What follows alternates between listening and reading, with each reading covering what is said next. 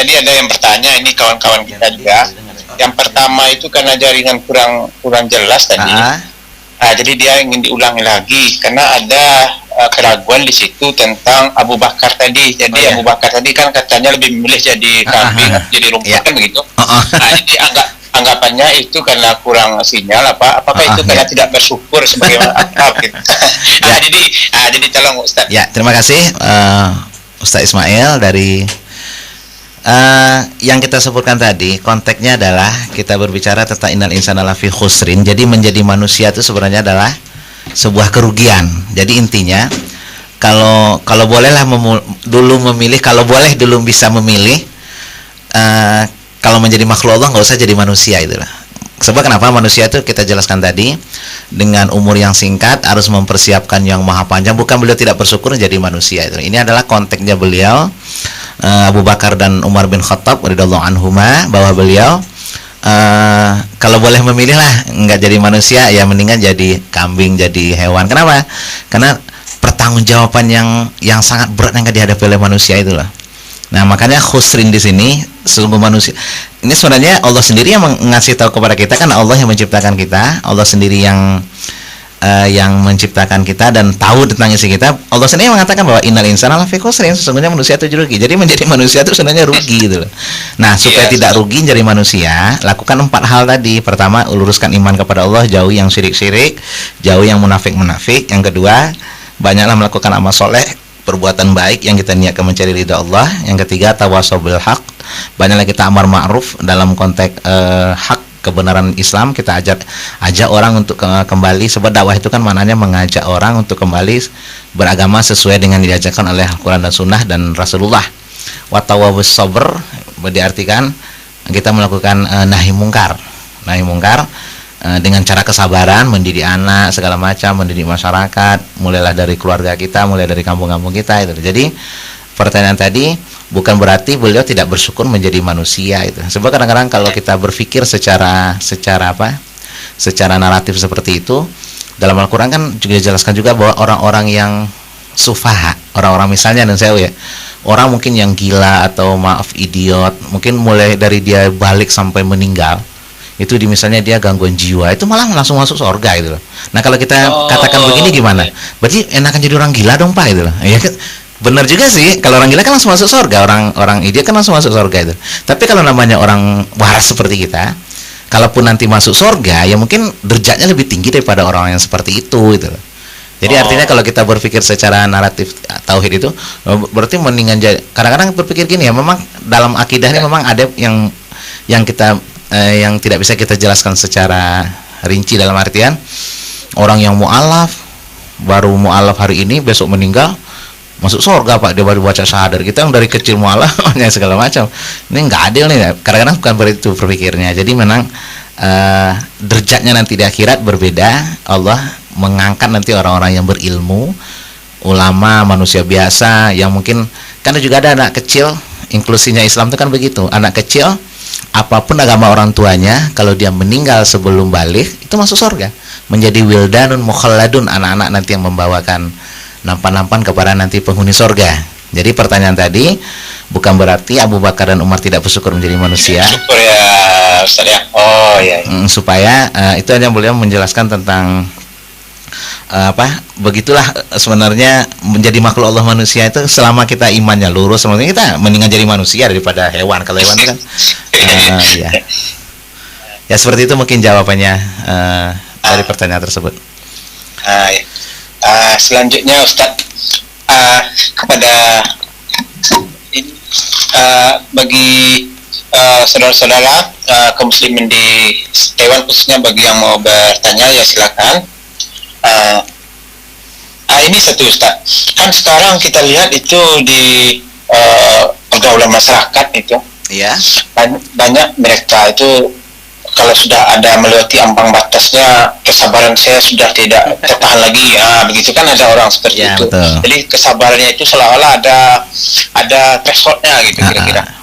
Itu bagaimana itu Ustaz? Kayak gitu. Jadi sabar itu kalau dalam bahasa sederhana memang sabar itu memang nggak ada batas. Kalau ada batas nggak sabar dong. sabar itu sebenarnya adalah wilayah hati kita dalam berusaha, tapi dalam masalah hasil kita tuh memang harus sabar itu. Dalam artian bukan berarti ketika kita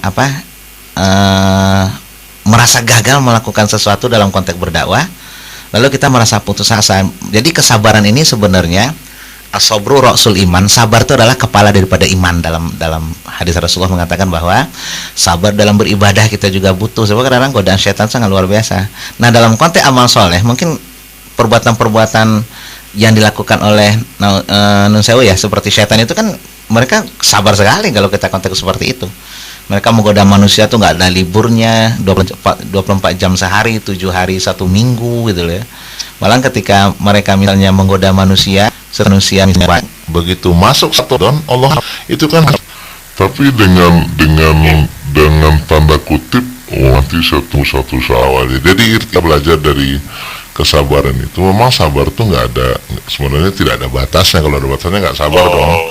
Tapi tetap kita berusaha, kita hanya sabar terhadap hasil. Artinya kalau kita berusaha untuk misalnya mengajak orang lain kepada agama Allah, ya kita harus lakukan terus. Mengubah keluarga kita dari yang biasa-biasa saja, mungkin ada istilahnya mukmin minimalis gitu ya. Kita mengajak menjadi mukmin yang jangan minimalis dong gitu. Mukminlah yang menjadi keluarga yang Islamnya, ibadahnya bagus segala macam. Ya kadang-kadang anak kita juga mendidik anak, apalagi kita untuk mendidik anak sholat segala macam, itu harus butuh kesabaran, sabar terhadap hasil, tapi kita berusaha terus, jangan pernah putus asa. Sebab kalau kita lihat dalam konteks akidah, orang AB masuk surga apa enggaknya kan sudah ditulis sama Allah di Lauh Mahfuz gitu. Tapi itu bukan wilayah kita. Wilayah kita adalah syariah, kita tetap terus berusaha. Dan memang kita sendiri mungkin mengalami juga kejenuhan gitu, bosan lah gitu loh. Kita terus misalnya dalam beramal soleh, misalnya kalau dalam konteks sederhana, kita lewat mau kuliah, ada misalnya paku kita buang, besok ada lagi kita buang lagi, besok ada lagi gitu. Kadang-kadang bosan juga, yang kadang-kadang lewat apa selain saya gitu loh, masa saya terus yang buang gitu. Ini kan di sini ujian Allah, kadang-kadang kesabaran kita dalam beramal soleh seperti itu. Ini saya terus yang lewat apa nggak ada yang lewat gitu loh, makanya kita aja terus yang buang, kita aja terus yang buang gitu loh. Jadi memang sabar itu memang tidak ada batasnya. Dan sabar itulah Rasul iman. Dan bagaimana sabarnya Rasulullah? Maaf ya, kita cerita dikit tentang sabar Rasulullah dalam mendidik istri beliau. Suatu hari, ini bisa kita contoh bagi para suami nggih. Suatu hari Rasulullah pulang dari berperang, dari suatu perang Bani Mustalik kalau tidak salah. Beliau kecapean, sampai di rumah tiduran. Lalu Aisyah menyiapkan minuman. Setelah selesai, Aisyah membangunkan suaminya, "Ya Rasulullah, minum." Begitu Rasulullah minum Rasulullah agak aneh. Biasanya Rasulullah kalau minum, biasanya sunnahnya kan 3 kali tarik nafas. Jadi 3 kali set habis. Pada saat itu Rasulullah minum tuh pelan-pelan sekali, pelan sampai habis. Apa kata Aisyah? "Ya suamiku, biasanya kalau engkau meminum sesuatu, itu menyisakan separuh untukku. Kenapa kau habiskan?" Diam Rasulullah. Karena habis dituang lagi sama Aisyah. Dituang sama Aisyah. Minum lagi Rasulullah pelan-pelan, dikit. Begitu tinggal sedikit, Aisyah motong. "Ya suamiku, kenapa nggak disisakan setengah untukku?" "Ya kalau mau, monggolah," kata Rasulullah. "Nih minum," kata Rasulullah. Begitu Aisyah minum, kaget luar biasa Aisyah. Kenapa? Ternyata minumannya nggak enak. Kalau misalnya kita bilang teh seharusnya dikasih gula, dikasih garam gitu loh. Bayangkan sabarnya Rasulullah. Capek pulang berperang, capek pulang kerja, dikasih teh rasa garam. Kita sebagai suami bisa nggak, Ustaz Ismail? Ya, itu sabar. Dia bilang nggak marah, tetap boleh minum pelan-pelan. Itu sabarnya Rasulullah dengan keluarga beliau. Beliau pulang malam ngetuk pintu nggak dibukain gitu loh. Tidur beliau depan pintu. Kalau kita kan gedor terus. Sorry ya, ketiduran, molor mulu itu. Bahkan ketika beliau berdakwah luar biasa. Ketika beliau hijrah ke Taif, orang Quraisy sudah duluan ke Taif, memprovokasi orang Taif. Ntar kalau ada yang namanya Muhammad datang ke sini, kalian usir saja, dia tuh tukang sihir, orang gila itu. Bener, Rasulullah sampai di Taif, dilempar batu Rasulullah, sampai berdarah muka Rasulullah. Apa kata Jibril? "Ya Muhammad, ini sudah kebangetan. Seorang nabi kekasih Allah masa dilempar pakai batu sampai berdarah. Kalau umat dulu ini sudah dihancurkan. Nah kalau keizinkan," kata Jibril, "saya angkat gunung 300 kilo dari Mekah, gunung di Taif, saya timpakan ke kepala mereka seperti orang Yahudi. Apa kesabaran Rasul? Jangan ya Jibril, biarlah mereka menyakiti saya, biar mereka menolak dakwah saya, nggak apa-apa. Mungkin nanti anaknya beriman, mungkin nanti cucunya beriman. Saya kalau dibayangin yang ditawarin saya mungkin Jibril, mungkin itu, oh ya Jibril, cari agak gedean dikit gitu, biar pada muncrat otaknya. Itulah kesabaran Rasul dalam berdakwah yang sangat luar biasa. Bagaimana beliau disakiti dalam berdakwah, diganggu, tidak pernah beliau menunjukkan rasa marah. Bahkan orang-orang yang membenci Islam seperti Umar bin Khattab, malah beliau doakan, ya Allah, kuatkan Islam dengan 2 Umar. Kalau enggak Umar bin Khattab, pada waktu itu Abu Lahab. Ternyata Umar bin Khattab yang dapat hidayah dengan surat Thaha. Jadi orang-orang yang membenci Islam itu beliau doakan supaya kalau dia dapat hidayah. Jadi sekarang kan banyak tokoh-tokoh kita kayaknya benci banget sama Islam gitu loh, keluar-keluar di media massa segala macam gitu. Itu kalau dia dapat hidayah nanti, wah, dia malah menjadi pioner kita di depan gitu loh, menjadi tokoh kita di depan nanti. Jadi artinya kesabaran itu memang belajarlah dari Rasul dalam segala lini kehidupan. Jadi kata Rasulullah, la taghdab, jangan marah. Ya marah sih boleh, tapi marah yang tidak merugikan diri sendiri, yang tidak merugikan orang lain. Ya siapa sih yang nggak, Rasulullah aja pernah marah kok. Pernah juga beliau memukul seorang sahabat atau perang Badar gitu ya. Tapi ya dalam artian bukan, orang sabar tuh bukan nggak boleh nangis gitu loh ya. Artinya Rasulullah ketika anak beliau Ibrahim meninggal, beliau menangis kok, mengeluarkan air mata. Itu bukan berarti tidak sabar. Jadi kalau ada orang misalnya suaminya meninggal terus dia nggak nangis gitu loh, wah dia sabar banget ya, kita malah curiga itu, dia kok nggak nangis suaminya meninggal, jangan-jangan dia ada hubungannya dengan kematian suaminya itu.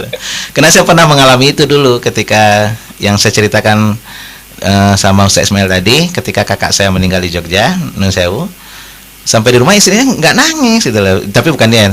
Lalu kata istri saya, wah Uni itu hebat ya, ya kenapa? Nah, suami meninggal dia nggak nangis, sabar ya. Itu bukan sabar. Rasulullah aja nangis kok. Jadi bukan berarti kita tidak boleh melakukan ekspresi kemanusiaan. Misalnya kalau misalnya HP kita hilang, motor kita hilang, lalu kita aduh kemana hilang gitu. Jadi dalam sebuah hadis perlu juga kita jelaskan sini, as-sabru inda sotmatil ula. Sabar itu adalah ketika hantaman pertama. Ini yang penting kita jelaskan masalah sabar. Jadi misalnya ketika kita dengar berita pertama sekali, itu namanya sotmatul ula. Bu, maaf suami ibu meninggal, itu namanya sotmatul ula. Di situ sabar itu ditentukan.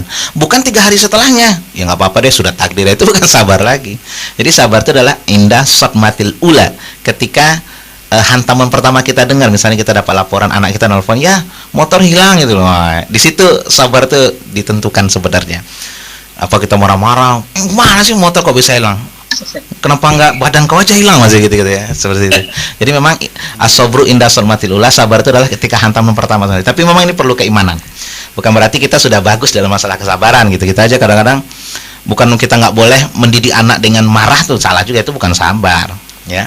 Misalnya mendidik anak itu memang kalau kita kontak dengan Umar bin Khattab, kata Umar bin Khattab, bukan hadis ya, selama ada pemukul yang tergantung di dinding yang untuk menakut-nakuti anak kalau melakukan kesalahan dalam bentuk punishment, itu rumah itu selalu diberkati oleh Allah. Jadi sekarang memang berkembang, menurut saya ya, berkembang pendidikan modern itu adalah mengurangi punishment, membanyakkan reward gitu. Kalau kita seimbang aja deh, kalau memang salah kita hukum, tapi hukuman yang kita berikan kepada anak itu adalah hukuman yang mendidik, bukan seperti waktu zaman kita masih kecil dulu, kalau ayah marah di kampung itu ya pakai fisik gitu. Padahal bisa kita hukum, disuruh nulis bismillah 100 kali kan bisa tuh.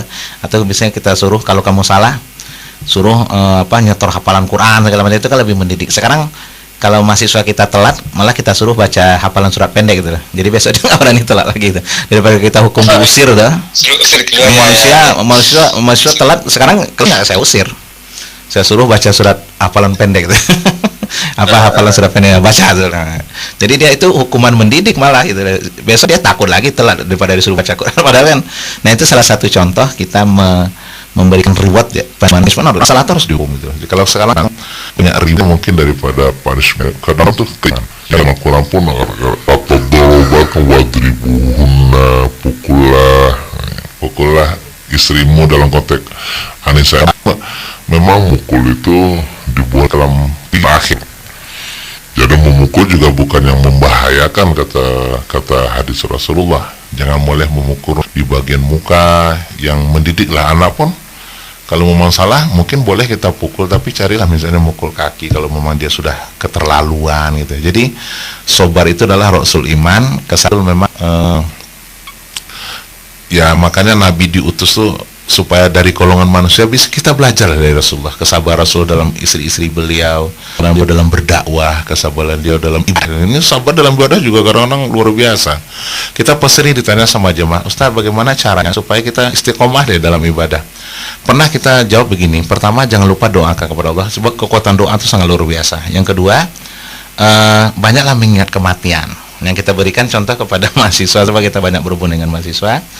Kalau kalian banyak mengingat kematian, itu insya Allah ibadah itu ringan. Contoh, misalnya banyaklah sering mentakziahi orang-orang yang sudah meninggal gitu loh ya. Yang kedua, kita berikan contoh walaupun saya ya ini agak ekstrim contoh segala macam. Suatu saat kan kita akan meninggal. Misalnya saya juga akan meninggal. Insya Allah kan diumumkan di masjid, kalau dalam bahasa Jawa itu berita lalayunya di masjid gitu. Setelah meninggal dunia hari ini gitu deh. Nah sekarang coba kita rekam berita lalayu tersebut, jadikan misalnya di HP itu kan bisa ngerekam, jadikan itu semacam alarm gitu loh. Jadi kalau jam 3 malam alarmnya nanti innalillahi wa inna ilaihi raji'un, itu pasti bangun ya. Ingat mati. Ya itu salah satu mungkin metode-metode yang kita gunakan untuk ingat kematian gitu loh. Atau misalnya kalau ulama dulu kita baca dalam kitab Risalah Qusairiyah, itu sampai dia membangun kuburan di kamarnya, digali 2x1, dikasih liang lahat gitu loh ya. Kalau dia sudah malas ibadah, sabarnya sudah hilang, dia masuk ke dalam. Masih malas nggak ente ibadah, padahal nanti beginilah kehidupan kita di akhir zaman. Itu salah satu contoh sabar dalam ibadah. Jadi memang harus kita terus, kalau memang kita udah aduh malas banget gitu deh ya, cobalah ingat wabil akhirat, ini kehidupan kita bukan di dunia tapi nanti di akhirat. Ya pertanyaannya sangat luar biasa dalam konteks kesabaran. Jadi sabar itu memang harus selalu punya itu ya dalam hal segala sesuatu. Bukan kita nggak boleh marah, bukan kita nggak boleh sedih, bukan kita nggak boleh nangis. Itu ekspresi kemanusiaan. Rasulullah sendiri ketika anaknya meninggal nangis kok gitu. Tapi bukan berarti sabar itu adalah wilayah hati terhadap ketentuan Allah. Tapi ekspresi kemanusiaan ya nggak apa, kita HP kita hilang lapor polisi, itu nggak sabar. Bukan nggak sabar, itu adalah syariah yang harus kita lakukan. Tapi terhadap ketentuan Allah kita terima. Memang setiap kejadian di muka bumi ini itu adalah pasti terjadi atas izin Allah. Keren patah di Mekah, ada orang meninggal gitu ya, saudaranya meninggal, dia nangis loh. Di Indonesia ya berarti dia nggak sabar, dia sudah kehilangan orang dicintai, siapa aja nangis kok gitu loh. Tapi ketika hatinya sudah menerima itu, semua terjadi atas keinginan Allah, dan ada hikmah di situ. Meninggal di Mina sampai 100 orang Indonesia, 800 jemaah haji, itu masih ada. Nggak mungkin kejadian di dunia ini kecuali atas izin Allah. Jadi kalau kita sudah menerima itu, sudah sabar. Nanti mau nangis ya selama tidak berlebihan, lebay ya, sampai nanti guling-guling gitu, sampai nanti mentokin kepala ke dinding, nanti jenazahnya jadi 2 deh gitu. Jadi kesabaran itu harus kita menurut Ustaz Ismail. Matur nuwun, terima kasih. Ustaz Faisal. Jadi betul-betul itulah yang ada di Mekah, kan kejadian yang banyak kita lihat. Iya betul. Selanjutnya ya kita lihat, kita masih menunggu kalau ada pertanyaan dari kawan-kawan di sini ya Ustaz. Kita tunggu sebentar ya. Jadi sambil kita menunggu kalau ada pertanyaan yang masuk, ada juga kadang-kadang begini Ustaz. Kalau kita sesuai dengan yang Ustaz sampaikan itu dengan Islam liberal atau pluralis itu ada juga itu beberapa kawan-kawan kita di media sosial itu, kalau kita tidak sependapat namanya dengan itunya gitu kan, lantas itu Islamnya itu lantas dikategorikan langsung kita seperti itu gitu. Itu bagaimana kita itu Ustaz? Saya mengalami sendiri seperti itu gitu. Jadi kalau kita mengajarkan agama yang lurus, nanti kita dicap sebagai negatif, karena kita Wahabi, cap ISIS segala macam gitu. Saya kalau memahami seperti itu, baru itu yang kita hadapin gitu loh. Baru kita dicap negatif doang gitu loh. Rasulullah dalam berdakwah diancam dibunuh, dilempar, disakitin, beliau nggak mundur kok. Kita baru dikatain begitu aja udah mundur, waduh, berarti jihad kita juga kurang sekali. Saya tuh sampai dikatakan ISIS pernah, sering banget gitu, karena saya mengatakan misalnya ketika kita berdebat tentang misalnya mengucapkan selamat Natal gitu, saya sampai mengatakan bahwa mengucapkan selamat Natal itu bagian daripada akidah, tidak berlaku toleransi di sana. Oh, ente Islamnya ekstrim sampai begitu. Tapi bagi saya baru dikata begitu doang, belum saya digancam dengan golok gitu loh. Kenapa saya mundur, saya bilang begitu. Saya katakan, kalau ini sekalian kita pesan ya, mumpung kita ketemu nih. Ya. Saya menganggap selamat Natal itu bagian daripada akidah. Sebab toleransi itu hanya berlaku dalam konteks sosial. Misalnya kita membantu tetangga kita non Muslim, kita bantu duit untuk berobat, kita dapat pahala itu. Tapi kalau dalam konteks akidah kita berlaku toleransi, kita sangat eksklusif. Misalnya jangan pernah kita ikut-ikutan ritual-ritual ibadah la abudu ma ta'budun, kan melakukannya di situ. Nah, kenapa kita mengatakan Natal itu? Sebab Natal itu adalah pengakuan bahwa Yesus itu adalah anak Allah gitu loh. Kabar kita kan Nabi Isa itu adalah cuma nabi dan rasul. Nah, terus kita ditanya, terus bagaimana misalnya Ustadz kalau misalnya kami hidup di negara yang minoritas Muslim gitu loh. Ketika Idul Fitri mereka ngucapin, kami kok enggak gitu loh. Kita berikan jalan keluar. Darul Ifta Mesir itu pernah mengeluarkan fatwa. Silakan beri ucapan kalau memang terpaksa dalam tanda kutip sosial, berikanlah ucapan yang tidak ada unsur selamatnya, tahnil. Misalnya dosen kita misalnya non Muslim, waktu Idul Fitri dia ngucapin selamat Idul Fitri ya gitu. Karena dia memang nggak punya aturan agama mungkin yang baku gitu ya. Nah, ketika kita ingin membalas, cukup ucapkan aja begini, wah Pak lagi Natal ya gitu loh. Jangan katakan kata-kata selamat. Apalagi nanti kalau kita pindahkan selamatnya belakang sama aja, misalnya Pak lagi Natal ya, selamat ya, itu sama aja. Yang penting nggak ada selamatnya, itu yang penting. Jadi saya juga punya tetangga kok orang non Muslim, dosen juga. Kalau misalnya lagi Natal kepergok, ya saya cuma ngucapin, wah lagi Natal Pak, gitu aja kok. Tidak sampai saya mengucapkan jangan ada kata-kata selamatnya, kalaupun terpaksa ngucapin. Nah, ketika kita berdebat di media sosial, saya dikatakan ekstrim, dikatakan ini segala macam. Bagi saya ya bodoh, ya gimana lah gitu ya. Baru itu aja sih ada kenapa saya mundur sih gitu loh. Rasulullah aja dalam berdakwah diancam dibunuh, disakitin, hijrah, beliau nggak mundur. Ini baru dikatakan begitu aja itu loh. Dikatakan ente nggak berkembang, nggak berkemajuan, alah. Stereotip begitu itu nggak mempengaruhi saya kok, saya bilang. Kecuali nanti kalau sudah misalnya main fisik, itu mungkin kita juga. Makanya jihad bagi saya, memaknai jihad itu adalah jihad yang paling tinggi adalah membela agama Allah. Dengan cara apa? Sesuaikan dengan serangannya. Kalau misalnya orang kafir menyerang kita dengan pemikiran, lawan dengan pemikiran. Mereka menyerang kita dengan buku, tulis buku juga. Mereka menyerang kita dengan budaya, lawan dengan budaya. Tapi kalau mereka melawan kita dengan senjata, wajib kita lawan dengan senjata. Itu jihad. Jadi jihad itu bukan hanya selalu perang. Kita menulis buku mengajarkan akidah Muhammadiyah yang lurus, itu merupakan jihad. Karena banyak serbuan buku-buku orientalis, buku-buku liberalisme masuk, kita lawan lagi gitu loh. Itu dilakukan oleh Al-Azhar selama ini di Mesir. Al-Azhar itu masuk negara republik bebas kok. Pemikiran Marxisme, Leninisme itu masuk ke di Mesir. Tapi selalu didampingi sama ulama-ulama Al-Azhar, ini loh pemikiran mereka segala macam gitu. Itu jihadnya luar biasa. Jadi kalau saya memahami jihad itu ya, ada juga orang mau jihad itu harus perang gitu. Misalnya kita pergi ke Palestina segala macam gitu. Padahal membela agama Allah, jihad yang paling tinggi sesuai dengan serangannya. Kalau kita bisa nulis buku, lawanlah dengan tulisan.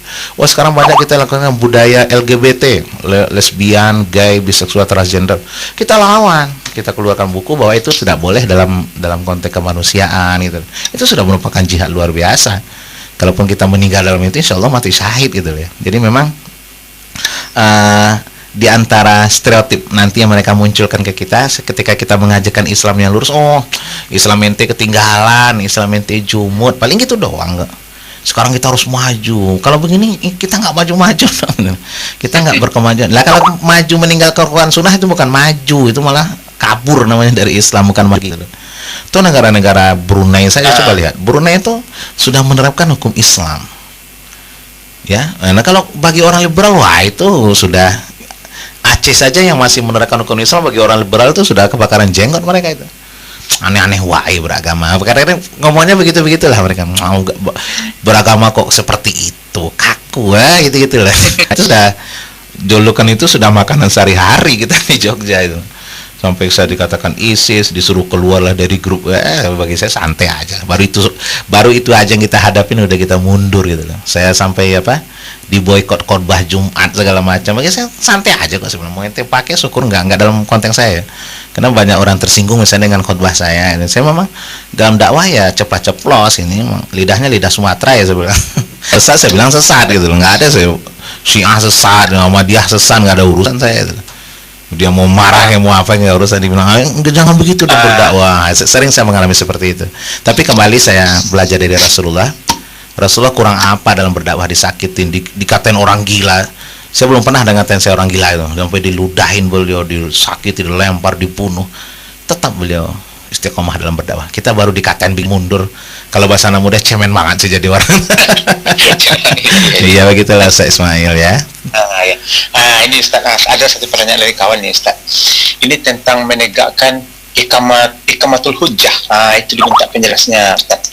Ikamatul hujjah itu sehubungan dengan pengkafiran seseorang, argumentasi tentang pengkafiran seseorang. Itu. Yang kedua, istilah manzilah baina manzilatain. Ya, itu dari Mu'tazilah. Ya. Jadi begini, Sa. Ini dua pertanyaan ya. Pertama tentang iqamatul hujjah. Begini, Ustaz. Kadang-kadang kita memang dalam belajar Islam di Indonesia banyak sekali ustadz-ustadz itu yang kurang menggunakan maroji dalam konteks akidah. Sebenarnya kalau kita pelajari yang pembatal syahadat itu sebenarnya hal kecil tuh kita tanpa sadari loh. Misalnya orang kalau berani mengatakan bahwa hukum manusia lebih baik daripada hukum Allah, itu sebenarnya kafir loh. Fakot kafar.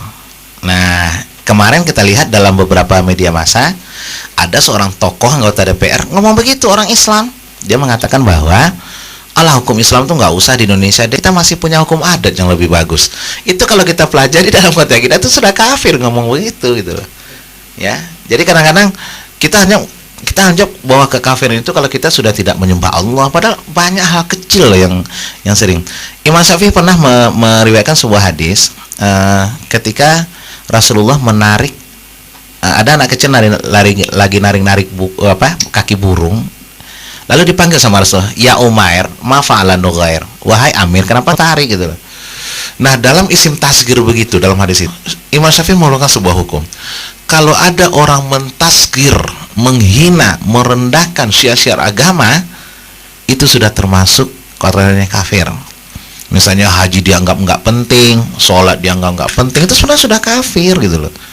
Jadi kadang-kadang kita hanya menganggap kekafiran orang yang menyembah batu segala macam, padahal banyak lah yang menggugurkan syahadat itu. Nanti suatu saat kalau kita punya waktu kita bahas penggugur syahadat itu sudah ya hal kecil. Kita menggunakan sihir, percaya dengan manusia, itu sudah menggugurkan syahadat. Berarti kalau kita sudah gugur syahadat kita, berarti kalau kita nggak syahadat lagi, berarti kita mati dalam kekafiran gitu.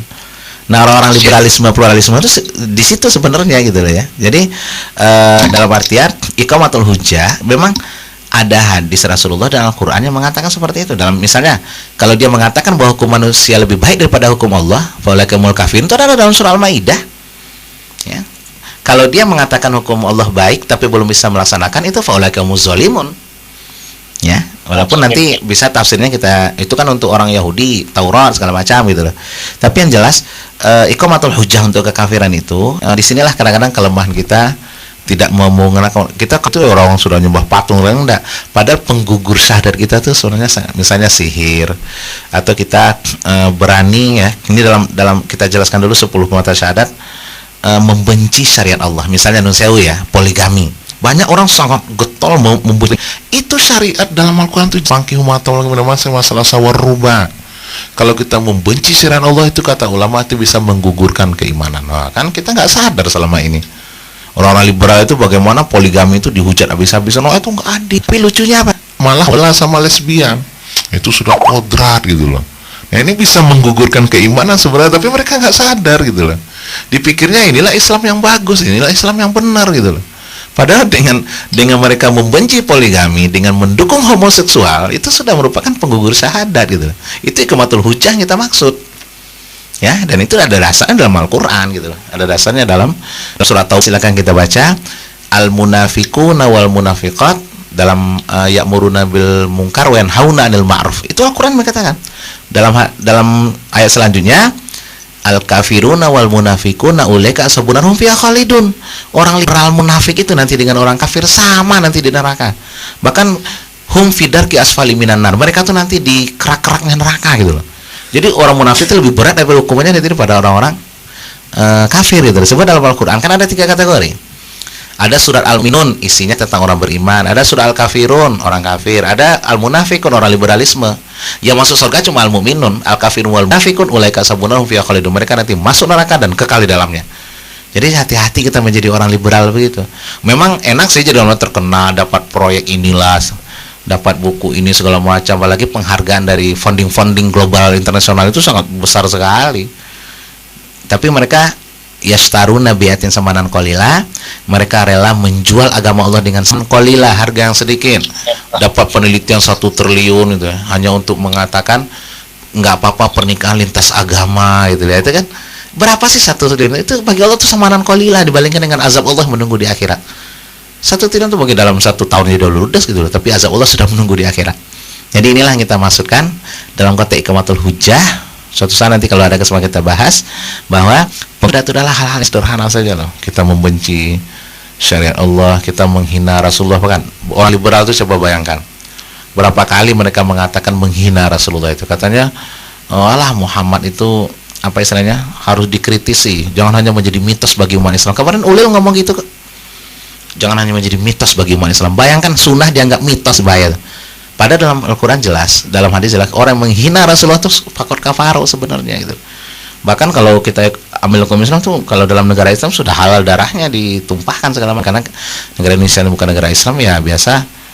Di sini kita bertarungnya ya buka-bukaan. Jadi orang liberal ngomong gitu kita nggak bisa menuntut.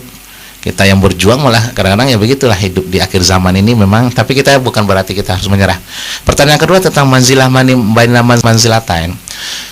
Itu adalah dalam konteks Mu'tazilah. Mu'tazilah sebenarnya dari kata i'tizala, artinya berpisah. Ketika Hasan Basri punya murid namanya Wasil bin Atha, ini kelahiran Mu'tazilah dulu. Pernah orang bertanya kepada Hasan Basri, guru daripada Wasil bin Atha, pendiri Mu'tazilah, wahai Hasan Basri, bagaimana hukumnya orang beriman yang melakukan dosa besar, dia di neraka apa di sorga? Belum sempat Hasan Basri menjawab, Wasil menjawab, kalau ada orang beriman melakukan dosa besar, dia kekal dalam neraka. Hasan Basri kaget, kok begitu berpikirnya? Padahal dalam Al-Quran hadis dijelaskan, kalau memang dia sudah beriman mengucapkan syahadat, dia akan masuk surga. Mungkin dia transit dulu di neraka karena dosanya gitu loh. Akhirnya Wasil tetap pendapatnya, Qadi'a tazala Wasil, berarti Wasil sudah berpisah dengan kita. Nah, Mu'tazilah pada zamannya itu banyak menemukan pendapat-pendapat yang berbeda dengan kita, kaum Asy'ariyah. Misalnya, di akhirat kita tidak bisa melihat Allah. Di dunia nggak bisa, di akhirat juga nggak bisa. Loh kenapa? Soalnya kalau Allah bisa dilihat, berarti Allah bukan maha lagi, kata Mu'tazilah. Padahal menurut pendapat Asy'ariyah, Allah bisa dilihat nanti di akhirat, dalam Al-Quran disebutkan. Ya, di dunia mah nggak bisa, tapi di akhirat nanti salah satu nikmat penghuni surga itu adalah melihat nanti wajah Allah. Satu. Yang kedua, orang beriman kalau misalnya dia melakukan dosa besar, itu bagi Mu'tazilah itu kekal dalam neraka, tapi azabnya ringan daripada orang kafir. Misalnya orang kafir misalnya setrika, dia mungkin di jarum pentul aja, mungkin kata orang Mu'tazilah begitu. Kalau paham Asy'ariyah, kalau dia sudah beriman kepada Allah, pernah mengucapkan syahadat beriman kepada Allah, dia akan berhak masuk surga. Cuma mungkin kloternya terakhir gitu. Jadi antara yang ketiga pendapatnya aneh. Jadi kata Mu'tazilah, kalau ada orang beriman, amal solehnya 50 kilo, dosanya 50 kilo, kemana? Nah, pertanyaan seperti itu. Nah kalau kita jawab, itu kan teratur rahmat Allah. Nah kata Mu'tazilah, enggak. Kalau dia amal solehnya 50 kilo, dosanya 50 kilo, kan imbang tuh. Nah dia tidak di surga dan neraka. Apa tempatnya? Adalah tempat di antara surga neraka. Itulah maksudnya manzilah, itu artinya tempat. Manzilah baina manzilatain, tempat di antara dua tempat. Jadi kalau nanti dia di situ, kalau ada angin surga dia seger, kalau angin neraka dia gerah itu loh. Itu padahal dalam Al-Qur'an itu tidak ada tempat ketiga, itu tidak ada sebenarnya. Tempatnya cuma dua, surga neraka gitu.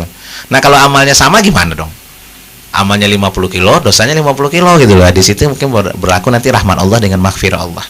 Kita tidak bisa dalam masalah gaib harus bersandar kepada Al-Qur'an. Jadi manzilah itu adalah tempat yang dipakai oleh Mu'tazilah. Memang Mu'tazilah ini pernah mengalami masa kejayaannya ketika beberapa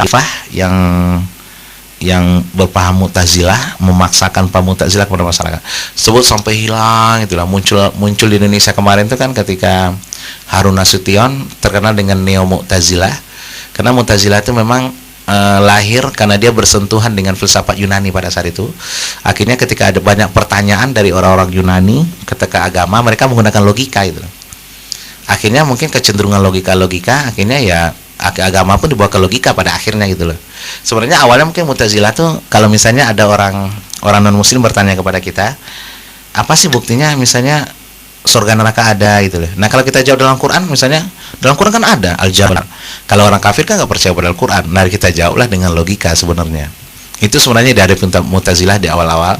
Tapi pada perkembangan selanjutnya ya karena kesenangan mungkin dengan logika murni, akhirnya ya agama itu dilogikakan akhirnya gitu loh.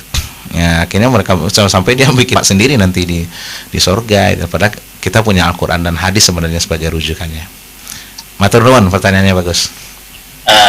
Ini satu lagi dari kawan-kawan Ustaz. Ini sehubungan dengan surah Al-Asr tadi, yaitu pertanyaannya apa kaitan demi masa dengan 4 faktor yang membuat manusia tadi itu merasa tidak rugi ya. Betul, bagus, kita kaitan ya.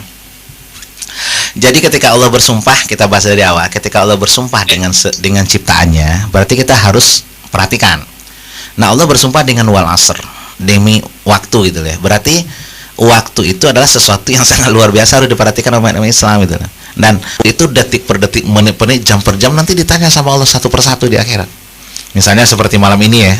Sekarang kan malam Senin ya. Jam segini. Misalnya ente dulu di mana tanggal 4 Oktober 2015 di mana? Oh, lagi dengar pengajian misalnya itu nanti alhamdulillah berarti lagi pengajian. Kalau ditanya mungkin lagi di mall segala macam. Artinya apa? Waktu itu memang sesuatu yang harus kita sangat perhatikan. Kalau dalam pepatah Arab itu al-waqtu kas-saif, waktu itu seperti pedang. Fa illam taqtahu yaqta'ka, apabila kamu tidak memotong dia akan memotongmu gitu. Berarti itu waktu yang kedua. Hubungannya dengan ilal lazina amanu tadi, berarti seluruh waktu yang kita habiskan 24 jam, 7 hari seminggu, 24 jam sehari, itu adalah dalam konteks yang 4 tadi supaya tidak rugi menjadi manusia. Soalnya kalau kita menghabiskan waktu bukan untuk yang 4 itu, disitulah nanti ruginya jadi manusia. Kenapa? Karena dalam Al-Quran dijelaskan sendiri bagaimana orang-orang yang di alam sana sekarang sedang mereka sudah meminta kepada ya Allah, kalau kami diberikan tahu waktu, kembalikan kami ke dunia. Kami ingin beramal soleh, kami ingin bersedekah. Jadi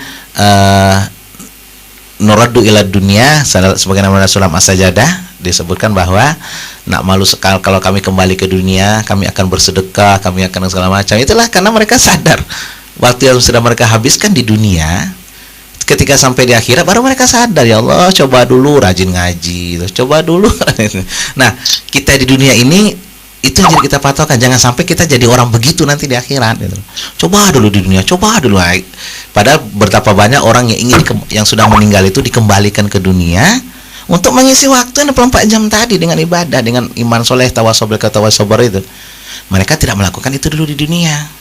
Nah, begitu sampai di pintu kubur, barulah mereka berkata kepada Allah, ya Allah, kembalikan kami ke dunia, na'mal solihan, kami akan beramal soleh, kami akan bersedekah, kami akan rajin ngaji, nyesel deh jadi penyanyi dangdut gitu. Kenapa sekarang tidak digunakan itu konteksnya sebenarnya? Kami nyesel jadi penyanyi dangdut, kami nyesel mungkin mau jadi nusewu ya, jadi politikus segala macam itu. Kami nyesel jadi ini. Kenapa sekarang nggak gitu? Dengan penyesalan itu adalah dorongan kita sekarang sebenarnya. Ya memang tidak ada penyesalan di awal. Penyesalan selalu datang pada akhirnya. Tapi di awal itu namanya adalah kesadaran. Kenapa tidak kita gunakan itu sebagai nilai untuk kita kesadaran di awal? Oh iya, bayangkan nanti kalau kita di akhirat, ya Allah, kembalikan kami ke dunia ya Allah, kami akan rajin ngaji, rajin sedekah, rajin ini gitu loh.